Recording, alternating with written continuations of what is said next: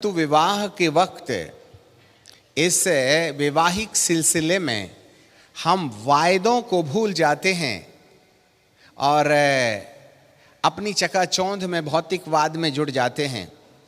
मैंने कैसे कपड़े पहने हैं, तुमने कैसे कपड़े पहने हैं, क्या मिला, क्या देंगे, क्या लेंगे, कौन आया, कितने लोग थे।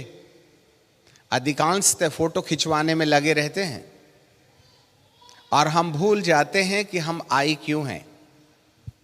हमने जैसे पहले बताया, विवाह एक आत्मिक सिलसिला है जिसमें वायदों के द्वारा हम एक दूसरे के साथ शपथ खाते हैं, कसम खाते हैं।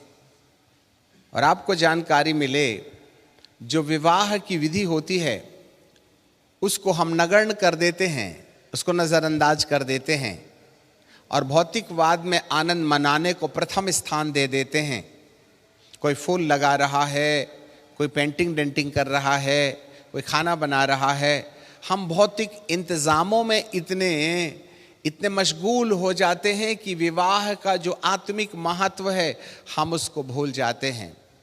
और ये हमारी सबसे बड़ी ज़रूरत होती है कि हम इस महत्वपूर्ण विषय पर चिंतन करें, क्योंकि हम परमेश्वर की उपस्थिति में आए हैं।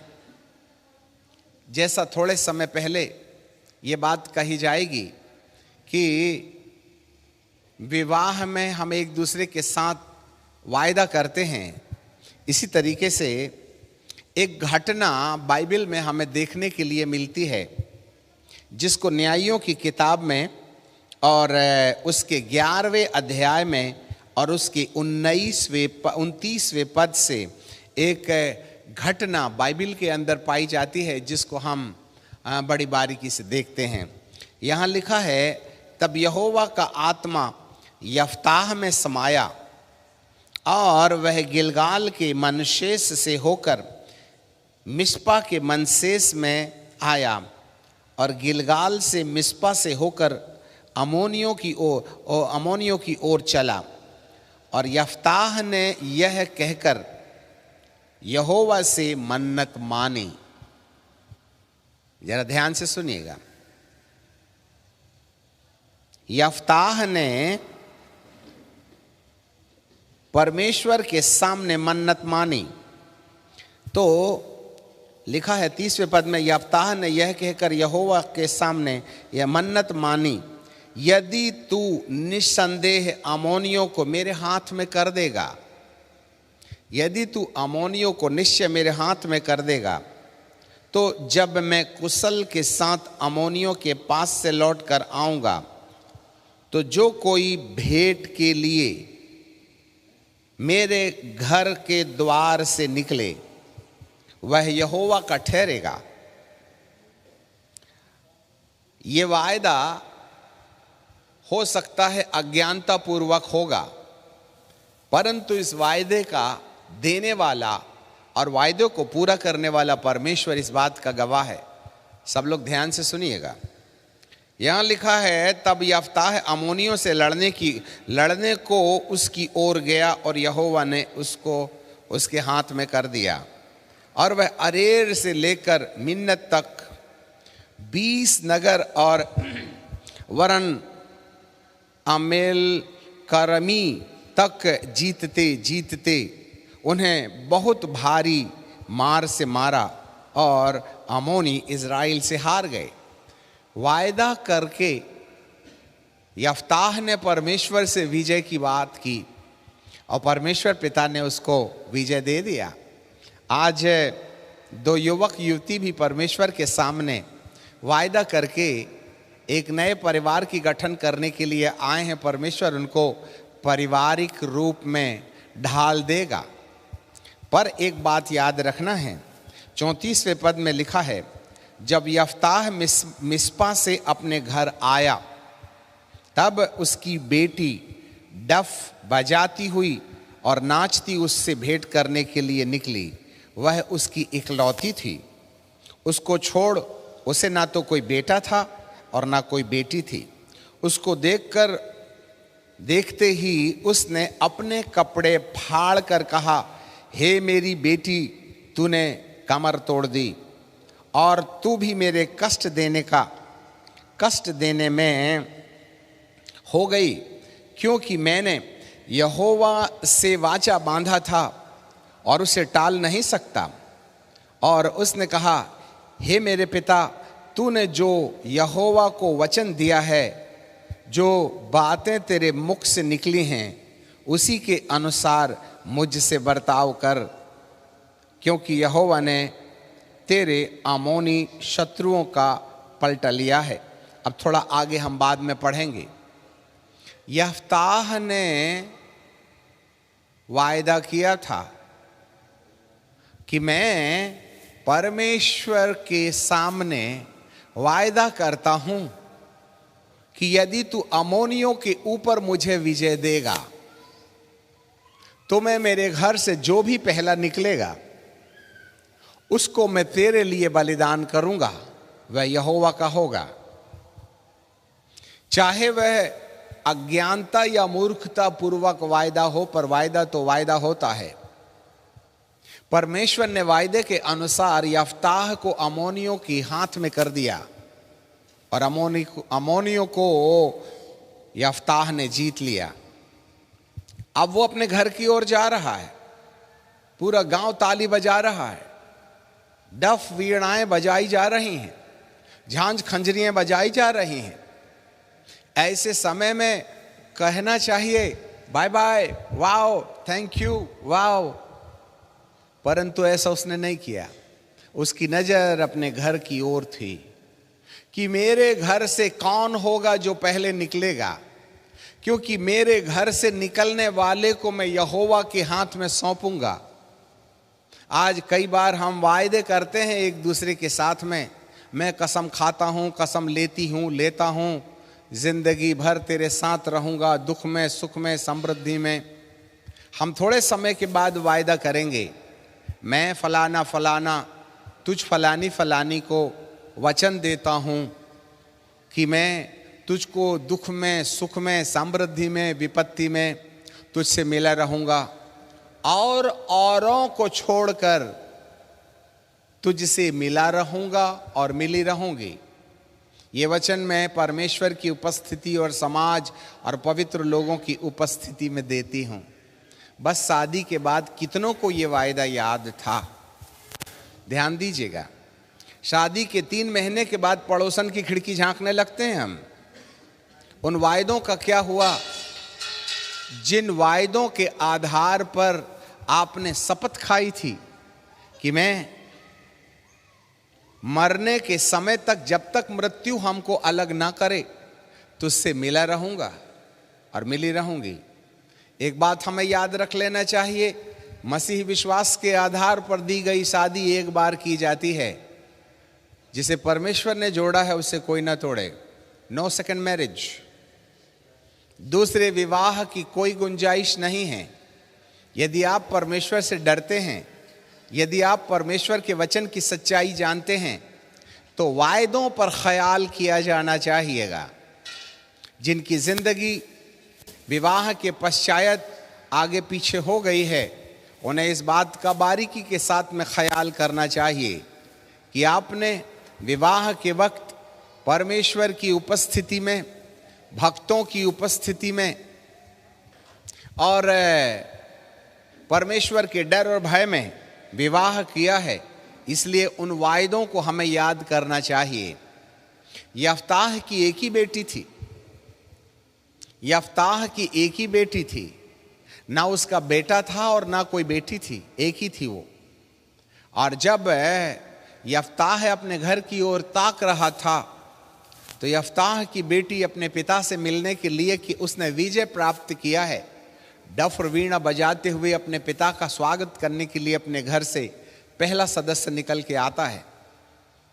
एक बात याद रखिएगा, उस समय यफ्ताह के दिमाग में मेरे घर से निकलने वाला पहला इंसान कौन होगा?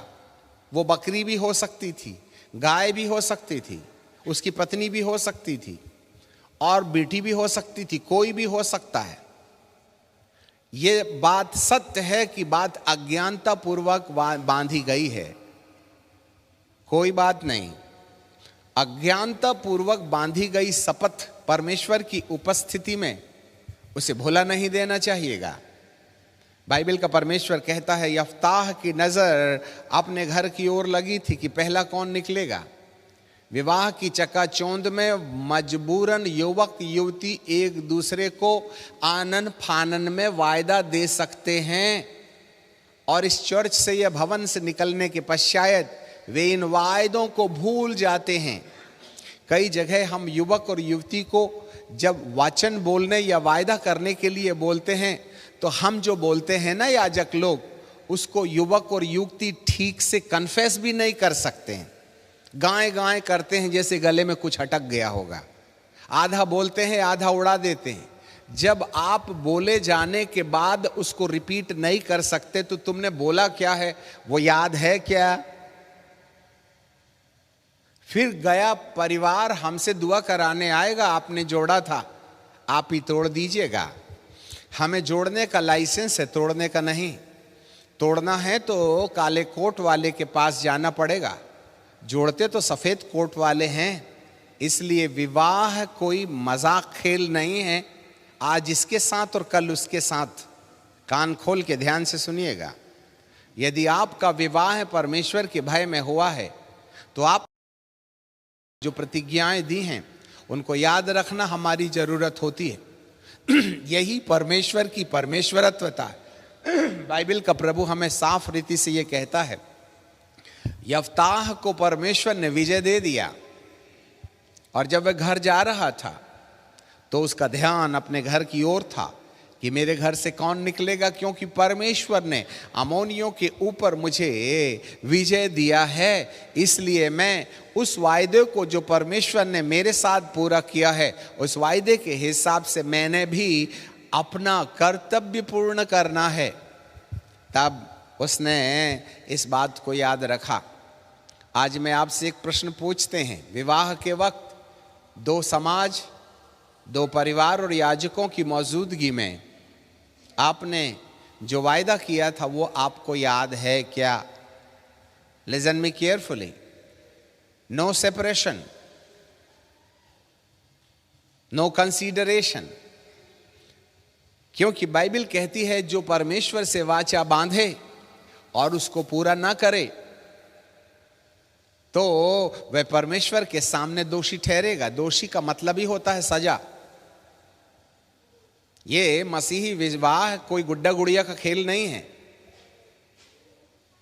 इसलिए हमें परमेश्वर के भवन में विवाह के लिए आने के वक्त अपने मन की पूरी तैयारी करनी चाहिए।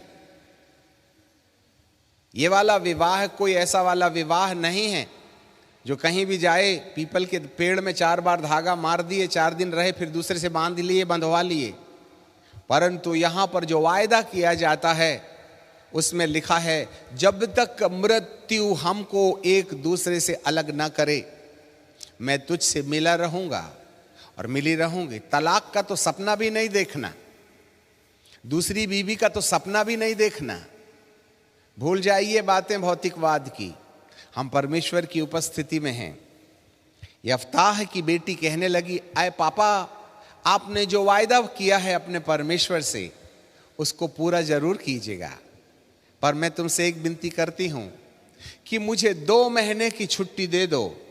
मैं अपने कुंवारेपन के लिए अपनी सखियों के साथ जंगल में मैं रोऊं और विलाप करूं कि मैंने दुनिया नहीं देखी है, और मुझे मेरे पिता ने ज्ञानपूर्वक या अज्ञानतापूर्वक परमेश्वर से वायदा करने के वक्त बलिदान करने की बात की है। मुझे 2 महीने का वक्त दे दो, मैं अपनी सखियों के साथ जंगल में विलाप करूंगी। पिता ने कहा जा, और वह 2 माह तक जंगलों में अपने कुंवारेपन के लिए वह रोती रही। वो चाहती थी कि घर बसाऊं, वो चाहती थी कि दुनिया देखूं, परंतु पिता के द्वारा बांधी गई वाचाएं इस बेटी ने स्वीकार कर ली। मुझे धरती पर एक ऐसा बेटा बताओ जिसने बाप के द्वारा बांधी गई वाचा को पूरा करने की हिमाकत की है। Listen me carefully. और इस कलयुग के अंदर में हम ऐसे बेटे और बेटियों को क्या पा सकते हैं? यदि यफ्ताह की बेटी चाहती तो कहती, बुढ़ा तूने जिंदगी भर भोग लिया और हमको बलिदान करने की बात करते हैं, आ मैं तेरा ही नक्शा बिगाड़ती हूं। आज के बच्चे लोग तो माँ बाप को उठापटक करते, उनका आदर की तो बात छोड़ दीजिएगा, उनको निपटाने की बात करते। हमारे रास्ते आइए तो हम रास्ते से हटा देंगे। खबरदार जो आपने अपने माता और पिता के बारे में इस प्रकार की कल्पनाएं की। मैं युवा और युवतियों को दाद और चुनौती देते हुए याद दिलाना चाहता हूं, जिस बाप ने अर्थात यफ्ताह ने अपने परमेश्वर के सामने वाचा बांधा कि जो भी मेरे घर से पहला निकलेगा उसको मैं बलिदान करूंगा, तो सौभाग्यपूर्ण या दुर्भाग्यपूर्ण उसकी एक लौती बेटी उसके सामने चली आई। उसने कहा, हे मेरी बेटी, तूने मेरा कमर तोड़ दी। जी हाँ, और ऐसी बेटियों के लिए भी धन्यवाद जो ये कहती है, पापा आपने जो पिता के सामने, यहोवा के सामने वाचा बांधी है वो मेरे जीवन पर पूरी हो। मैं रेडी हूं आपके हाथों से कत्ल होने के लिए।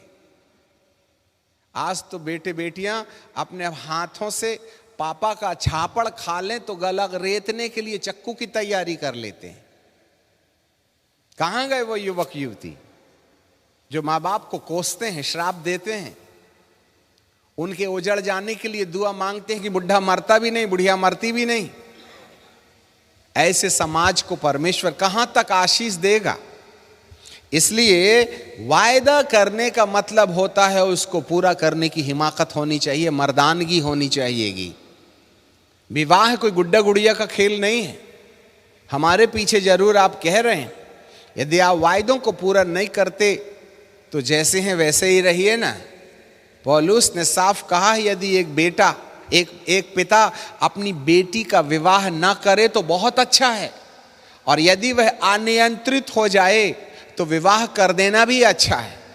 बहुत अच्छा है कि वो विवाह ना करे, क्योंकि जो विवाह करेंगे परिवार के बसाए जाने के बाद वह कई दिक्कतों का सामना करेंगे। तब वहां कई बार आपको रोना पड़ सकता है, आंसू बहाना पड़ सकता है, और मैं तुम्हें बचाना चाहता हूं। ये बातें मुझे परमेश्वर की ओर से नहीं, वरन मैं आत्मिक होने के नाते तुम्हें सलाह देता हूं।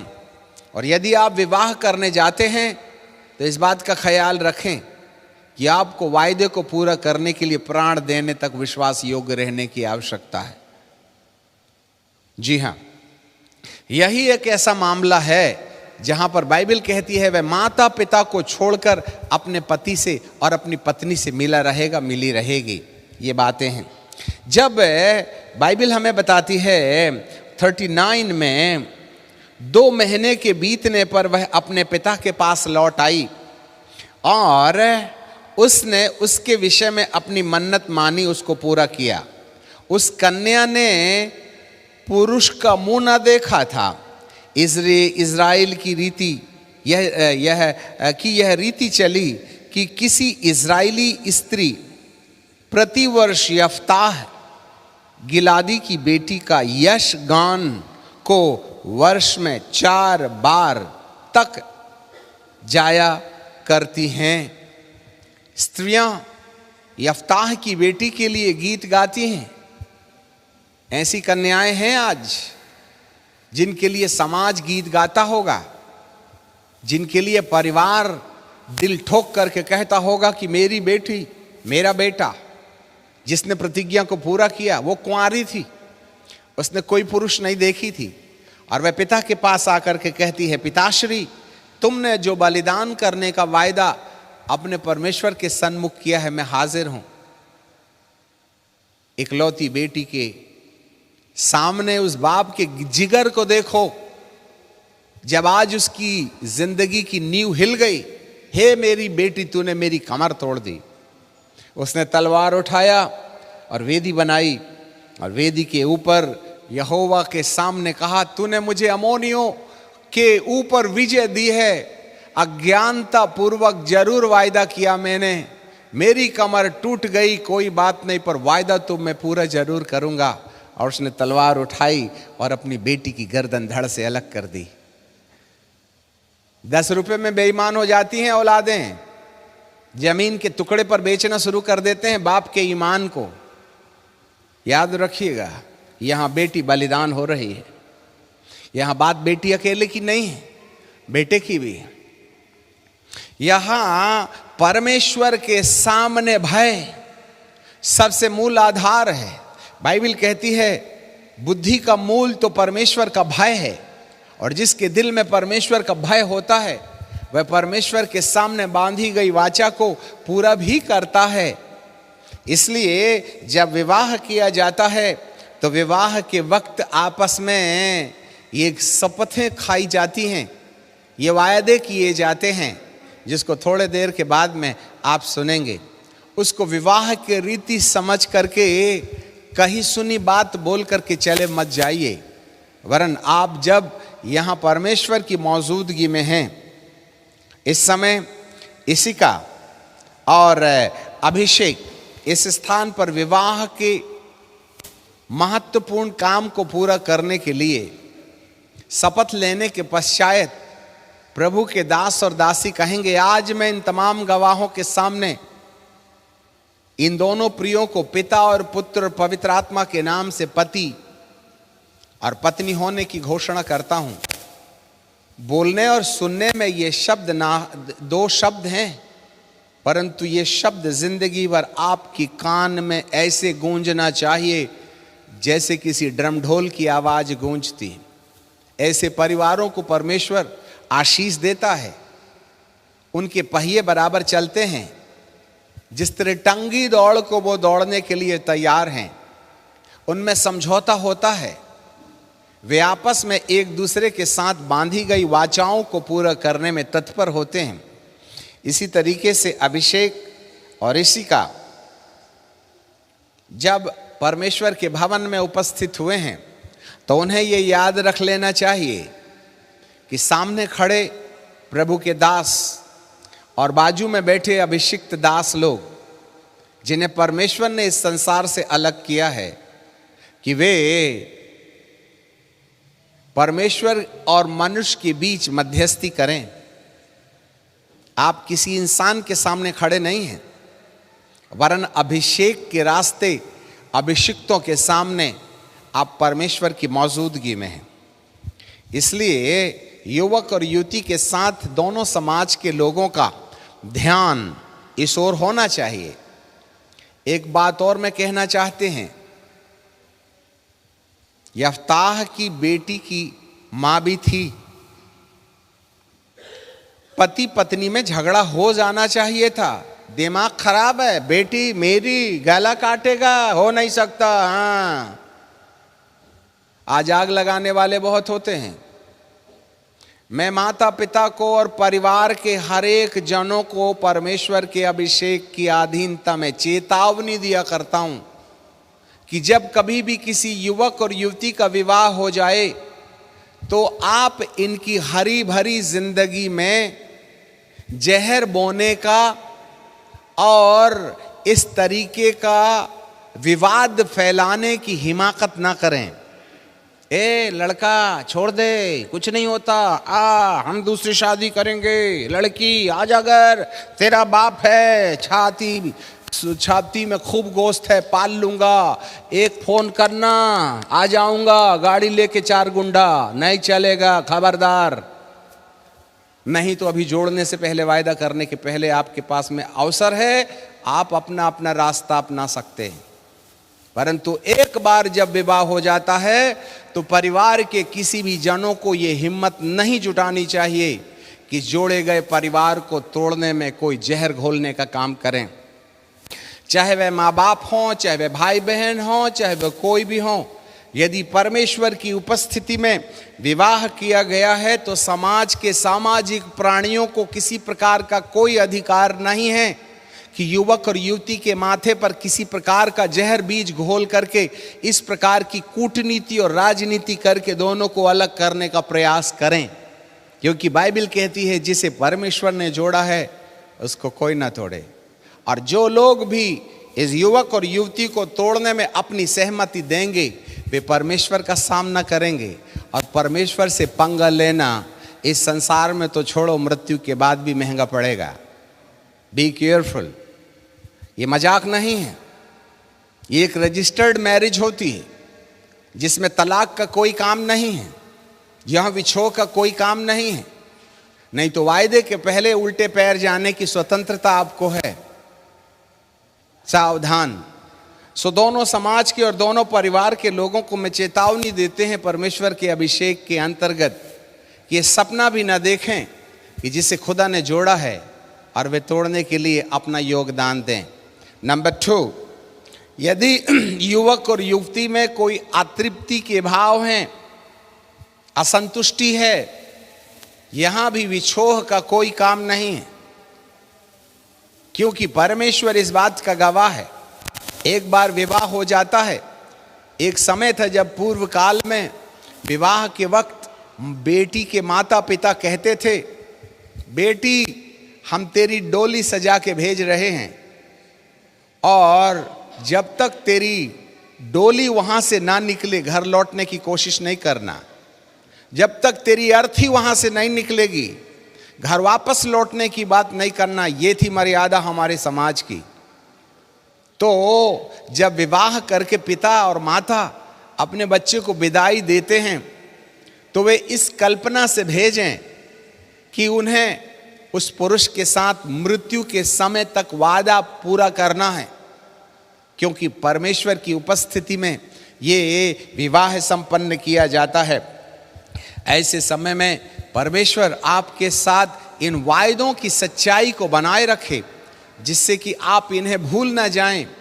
इसलिए हम ज़्यादा है इस बात पर जोर नहीं देते हैं कि कौन क्या कपड़े पहना है। एक तो वैसे ही आप समय से देरी में हैं, परंतु जो वक्त परमेश्वर का है उस वक्त पर हाजिर होना भी अपने आप में ये वायदे के हिसाब से वह महत्वपूर्ण काम है जिसके द्वारा परमेश्वर आशीष देते हैं। शादी तो बिना शादी किए भी आदमी पति पत्नी जैसे रहता है। क्या जरूरत है भक्तों की सील लगवाने की? तुम तो वैसे भी विवाहित जीवन जी रहे हो। समाज को ला करके समाज को कलंक लगाने की आवश्यकता क्या है? ऐसे समय में यदि परमेश्वर के अभिषिक्त इस वायदे को देख करके आपकी जिंदगी पर मोहर लगाने का काम कर रहे हैं तो इन वायदों को प्राण देने तक आपको याद रख के इसे पूरा भी करना है। मैं आपका मिजाज नहीं बिगाड़ना चाहते हैं विवाह के आनंद में, परंतु मैं परमेश्वर के अभिषिक्त होने के नाते यह याद भी दिलाना चाहते हैं आगामी दिनों में उतार चढ़ाव होने के वक्त हर एक व्यक्ति को इन वायदों पर याद रखना चाहिए कि वे परमेश्वर की उपस्थिति में विवाह कर एक नया घर बसाने के लिए तैयार हैं। तो पिता परमेश्वर को हम धन्यवाद देते हैं। इस समय जो दो समाज के लोग हैं, दो युवक युवती हैं और उसके साथ साथ संपूर्ण दुनिया ऑनलाइन में इस संदेश को भी देख रही है, और जितने भी लोग यूट्यूब, फेसबुक और जहाँ जहाँ विश्व भर में इस संदेश को सुन रहे हैं, उन तमाम युवक और युवतियों को भी चेतावनी है, इससे पहले कि आप परमेश्वर के भवन में विवाह की मोहर लगाने जाएं, वायदों को पूरा करने के वक्त आपको वायदों को पूरा करने के लिए परमेश्वर से क्षमता भी मांगना है, जिससे कि आपका परिवार मृत्यु के समय तक बना रहे, जिसको परमेश्वर आशीष देने पाए। सो पिता परमेश्वर को हम धन्यवाद देते हैं। और इस समय हम इशिका और अभिषेक के विवाह में दो समाज और दो परिवार के लोग हैं, और हम इस विवाह की अंतिम कड़ी पर आ गए हैं, जहाँ पर प्रभु हम सबको वो अनुग्रह दे कि हम इस नवोदित परिवार को आशीष दें और इन दोनों के बीच में सुलह के अलावा और किसी प्रकार का कोई भी ऐसा विवादप्रद वक्त ना आने दें जिससे कि आप परमेश्वर की आंख में उंगली डाले बराबर हों, जिसका भुगतान आपको और आपके परिवार को देना पड़े। सो पिता परमेश्वर को हम धन्यवाद देते हैं इस महत्वपूर्ण अवसर के लिए।